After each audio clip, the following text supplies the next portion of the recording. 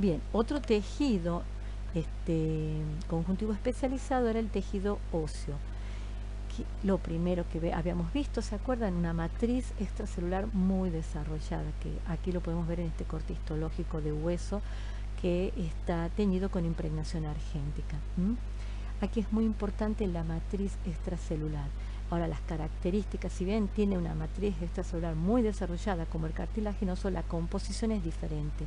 Como está mineralizada con sales de calcio, por depósitos de sales de calcio, esta matriz presenta características de dureza, pero como también cuenta con fibras colágeno, eso hace que impide la fragilidad, por eso no es quebradiza, y de esa manera se protege la integridad de las formaciones óseas. ¿Qué tenemos en un corte de tejido óseo? ¿Qué podemos distinguir? También las lagunas que acá se tiñen de oscuro porque se impregnaron, ¿sí?, por producto de la tinción. Las lagunas que van a contener, ¿sí?, a los osteocitos, que son las células que producen y mantienen esta matriz. El canal haversiano que se señala en el centro es por donde ingresan, ¿sí?, los capilares y los nervios al tejido óseo, porque es un tejido muy irrigado. Recordemos que dentro del tejido óseo, en algunas formaciones óseas tenemos la médula ósea, que es el tejido que produce las células que van a ser liberadas al tejido sanguíneo, al torrente sanguíneo, ¿sí? Bueno, y por supuesto también se señala la matriz extracelular que está mineralizada. ¿Qué funciones cumple?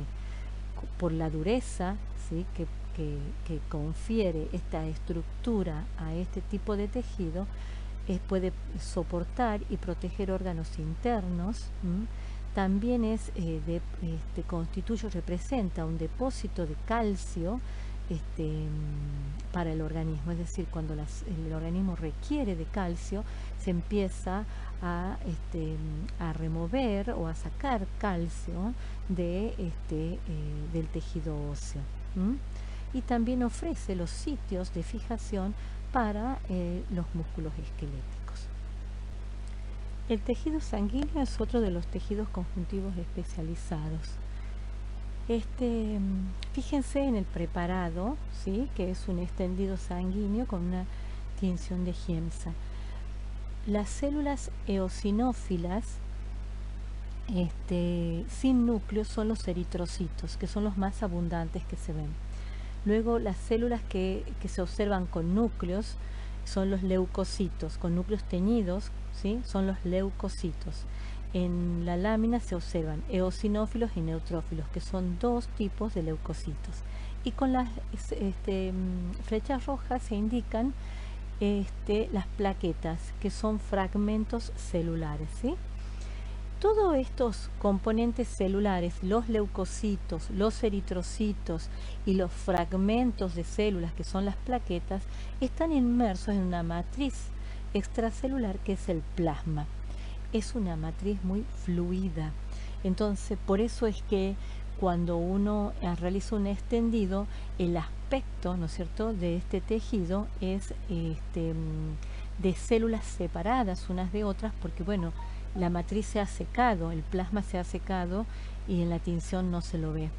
Y al ser tan fluida la matriz extracelular, no tenemos un patrón histológico tan estricto como, por ejemplo, la organización que tienen los osteocitos en lagunas dentro de una matriz dura, como es el tejido óseo, ¿sí? Bueno, esta matriz extracelular, que es tan fluida, tiene gran cantidad, es básicamente agua, ¿sí?, y además tiene disuelto nutrientes, también moléculas que son productos del metabolismo, que van a ser excretadas, hormonas, lipoproteínas. También los gases están disueltos en la matriz extracelular y en este caso también en las células eritrocitarias también se encuentran los gases asociados a la hemoglobina. Entonces, ¿Por qué esta matriz extracelular es tan fluida? Porque solamente de esa manera este tejido podría desplazarse, ¿sí? Dentro de los vasos sanguíneos, por todo el torrente sanguíneo y llegar a todas partes del cuerpo del animal. ¿Para qué? Para que por difusión permitir la salida de moléculas, de pequeñas moléculas de nutrientes y el ingreso, por ejemplo, de los desechos metabólicos, igual que los gases. Entonces, aquí tenemos un ejemplo de una matriz extracelular totalmente distinta a la que vimos en los otros 3 ejemplos de estos tejidos conjuntivos especializados. Y vemos también cómo las características de la matriz son las que le confieren la característica al tejido, que en este caso lo hace una suspensión de células inmersas en un líquido, ¿no es cierto? O sea, tiene una gran fluidez. Y eso entonces solamente de esa manera es que este tejido podría desplazarse por los vasos sanguíneos, ¿verdad?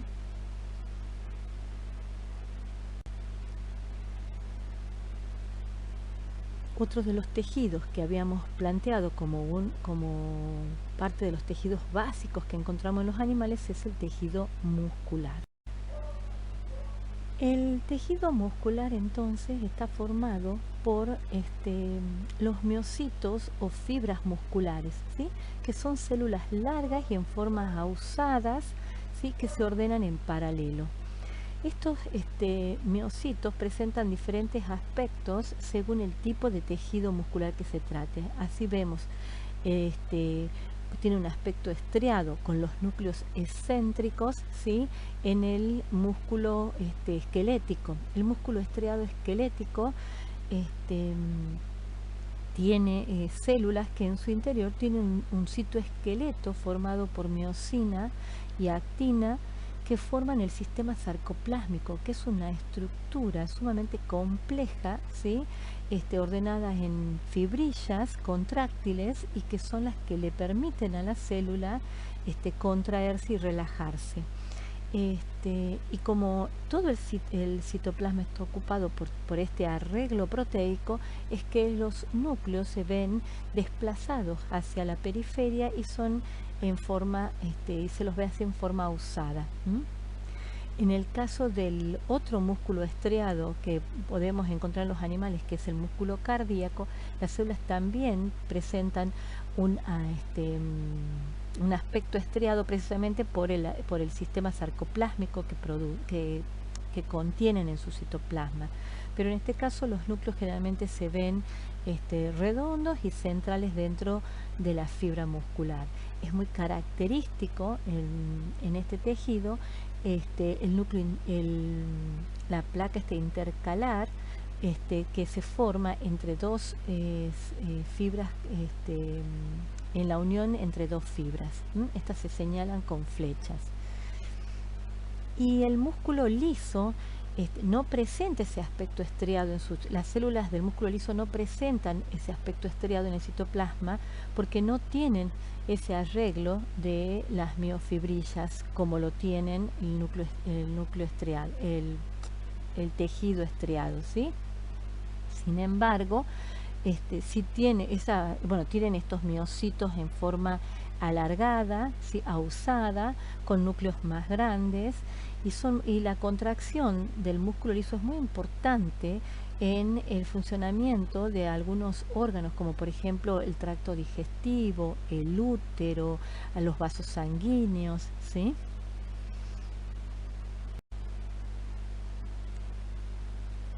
Ahora vamos a ver, nos queda por ver algunos conceptos de tejido nervioso, que es el cuarto tipo de los tejidos básicos que habíamos planteado.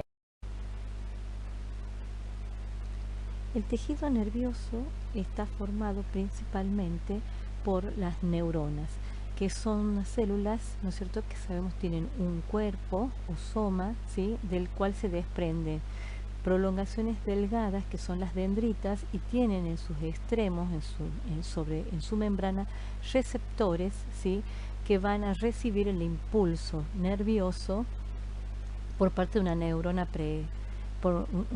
anterior en la unión sináptica. Del soma también desprende una prolongación que es el axón y que puede ser tan largo como hasta 2 metros en el caso del humano. Para poder observar la forma completa de una neurona se recurre a tinciones especiales como la que se muestran en la lámina, que consiste en impregnación argéntica para poder ver todas las prolongaciones que son muy delgadas. Bueno, otro tipo de visualizarlas mediante un corte histológico y una tinción de hematoxilina y eosina. Las neuronas se ven, alcanzamos a ver los somas o cuerpos neuronales y además las células de la glía. Este corte histológico corresponde al sistema nervioso central y las células de la glía acompañan a las neuronas, ¿no es cierto?, las rodean porque son el sustento estructural y también funcional o fisiológico, mejor dicho, ya que nutren a las mismas, porque las neuronas son células altamente especializadas y en ellas incluso están restringidas algunas funciones básicas o disminuidas, entonces necesitan de estas células anexas, si se quiere, para poder funcionar. Además, las células de la glía son las que regulan o controlan la composición del líquido extracelular en ese tejido. El sistema nervioso central, el sistema nervioso, tejido nervioso, lo encontramos en el sistema nervioso central y en los nervios que van a recorrer todos los órganos y los sistemas de órganos del cuerpo del animal.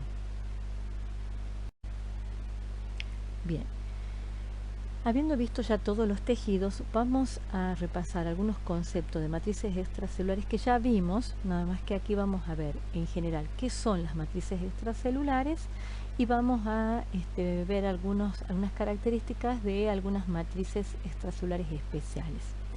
De acuerdo a lo que hemos estado viendo en tejido conjuntivo, ya sabemos que la matriz extracelular es un componente acelular del tejido, ¿sí?, y que está constituido por proteínas, ¿sí?, que pueden formar fibras, también por glucoproteínas, también por proteínas de adhesión, como la fibronectina, la laminina, que son las que ofrecen los sitios para como de anclaje de para las células, ¿no es cierto?, que están inmersas en esa matriz. También de hidratos de carbono, polímeros de hidratos de carbono, polímeros no ramificados, ¿sí?, que retienen agua en esa matriz. ¿Qué funciones tienen en general las matrices extracelulares? Van a mantener a las células del tejido unidas. Es muy importante, y no lo he dicho, la composición de la matriz es responsabilidad de las propias células que se encuentran inmersas en esa matriz y que constituyen el tejido. Es decir, son ellas las que producen los componentes de la matriz.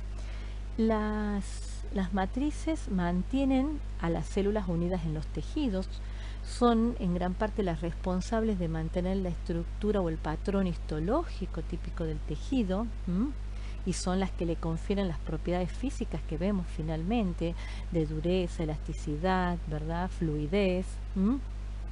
En algunos casos actúan como filtros moleculares porque pueden tener esa estructura de red y permite la difusión a través de esa red. También son las proteínas de adhesión de la matriz extracelular durante el desarrollo embrionario son muy importantes en la organización de los movimientos celulares y esas migraciones celulares que caracterizan y que son responsables de un desarrollo embrionario normal. Además, también estos movimientos que tienen como base reacciones de reconocimiento, de adhesión, ¿sí?, son muy importantes el reconocimiento celular, la adhesión celular en estos procesos de movimientos celulares y también los que tienen que ver no solamente con el desarrollo embrionario, sino también en los procesos de reparación de los tejidos frente a una lesión. Estas moléculas de adhesión también son muy importantes en la transmisión de señales químicas entre las células. Una matriz extracelular especial, ya la hemos nombrado y algo hemos visto, es la lámina basal o lámina densa, que se encuentra por debajo de los epitelios, ¿sí? Ofrece sitios de unión, ¿sí? Para que la región basal de las células epiteliales puedan asentar y fijarse a la misma. Ya hemos dicho que después de que es la zona, ¿no es cierto?, que limita el epitelio con el tejido conjuntivo subyacente. La lámina basal también la encontramos rodeando a células musculares, adipocitos y nervios periféricos. Es decir, que esta estructura de lámina basal no es exclusiva, ¿no es cierto?, de la región subyacente de los epitelios. Bueno, en la lámina basal que encontramos en esa zona por debajo de los epitelios subyacente a los mismos, se puede distinguir dos regiones, una región clara o menos densa, pero que en realidad corresponde a las prolongaciones o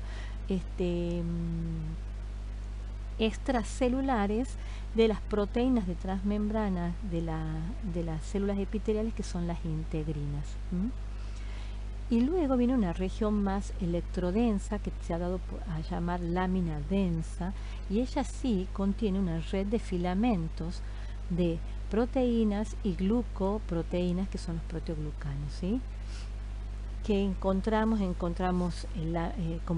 proteínas que encontramos en la lámina basal, ya la hemos visto: laminina, colágeno, glucoproteínas asociadas, ¿sí? En la fotografía podemos ver cómo se observa una lámina basal bien marcada. No todos los epitelios tienen una lámina basal tan densa y tan gruesa como la que se observa en la microfotografía. Y la de la fotografía inferior muestra una lámina basal tomada vista al microscopio electrónico de barrido. Fíjense, se ven fibras colágenas, la lámina basal, ¿sí?, y las células epiteliales subyacentes. Otra matriz extracelular la constituye, o sea, es especial, ¿no?, una matriz extracelular especializada, el glucocáliz. El glucocáliz de las células generalmente lo encontramos en la región apical de las células epiteliales, y no es otra cosa que todo un ambiente, ¿no es cierto?, que está sectorizado, si se quiere, marcado por las prolongaciones de hidratos de carbono que pueden sobresalir, ¿no es cierto?, a partir de proteínas, glucoproteínas, que forman parte de la membrana, pero sus prolongaciones de hidratos de carbono, sus residuos hidrocarbonados, sobresalen hacia el exterior. También pueden ser residuos asociados a los lípidos, o sea, que forman parte de moléculas llamadas glucolípidos. Ustedes van a ver con más detalle estos constituyentes de la membrana celular cuando tengan la clase de membrana. Pero vayan sabiendo que el glucocáliz forma toda esa capa, ¿sí?, sobre la célula epitelial, y que es muy rica en hidrato de carbono. Ahora, si hay hidrato de carbono, también va a haber agua, fija agua, entonces se forma toda como una capa gelatinosa, si se quiere, sobre esa superficie de las células epiteliales, y crea como un microambiente adecuado para que se lleven a cabo diferentes reacciones extracelulares que están asociadas con el metabolismo, con el reconocimiento celular, ¿sí?, con la asociación entre células, y también ofrece sitios receptores para hormonas. Otras matrices, entre las matrices extracelulares especiales que vamos a nombrar, se encuentra la zona pelúcida. que no es otra cosa que una región rica en glucoproteínas que rodea al ovocito, como se ve en la fotografía, toda esta región teñida de rojo. Está constituida por glucoproteínas especiales que tienen una función estructural de anclaje, ¿sí? Y que sobre todo tienen una función de orientar, ¿sí? Y orientar al espermatozoide, ¿sí? En los momentos previos a la fecundación, y sobre todo seleccionar al espermatozoide que corresponde a la especie del ovocito. Esto es particularmente importante en aquellas especies en donde la fecundación, en las cuales la fecundación se lleva a cabo de forma externa, es decir, en algún ambiente externo fuera del cuerpo de la hembra. Entonces el ovocito está como expuesto, ¿no es cierto?, a espermatozoides de otras especies. Bueno, las proteínas de la zona pelúcida, es decir, de esta matriz extracelular, son las encargadas de seleccionar al espermatozoide que corresponde a la especie.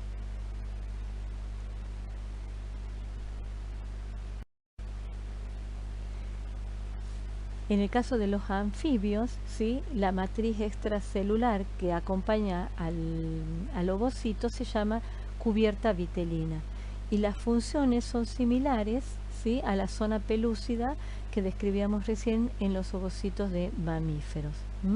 Fíjense cómo se observa al microscopio óptico con elevado aumento. Es una zona refringente muy delgada alrededor de la célula.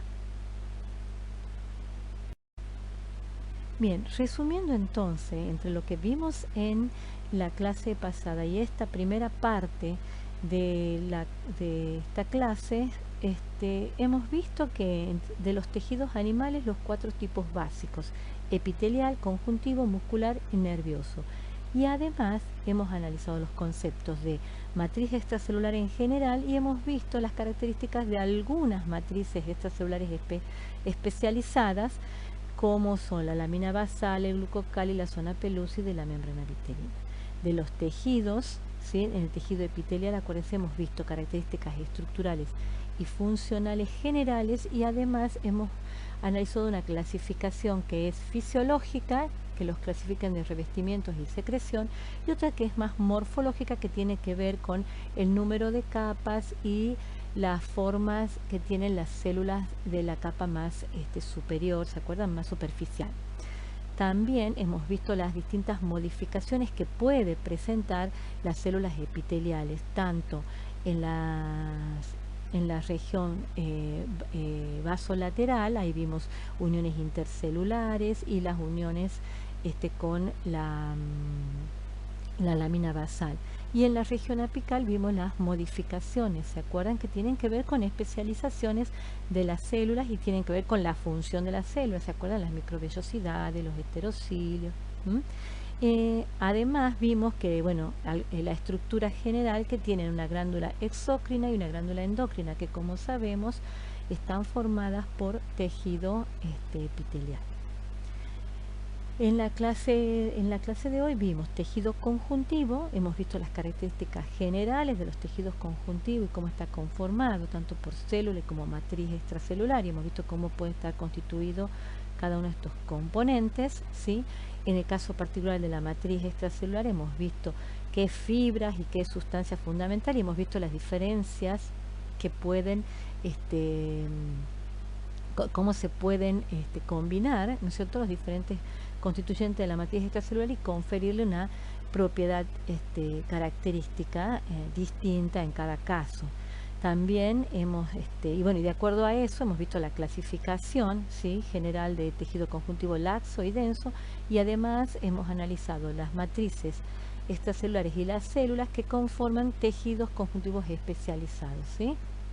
De los que hay, hemos elegido 4 y hemos analizado 4, uno con una matriz escasa, otro hemos visto con matrices desarrolladas, con distintas propiedades, como es el cartilaginoso y el óseo. Hemos visto otro donde tiene una matriz fluida, como es el tejido sanguíneo.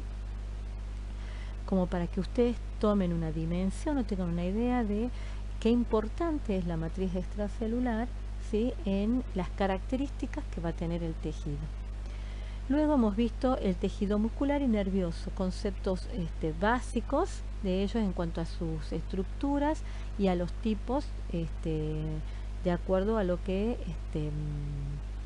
a cómo se organizan las células y las características que tienen las células en cada caso.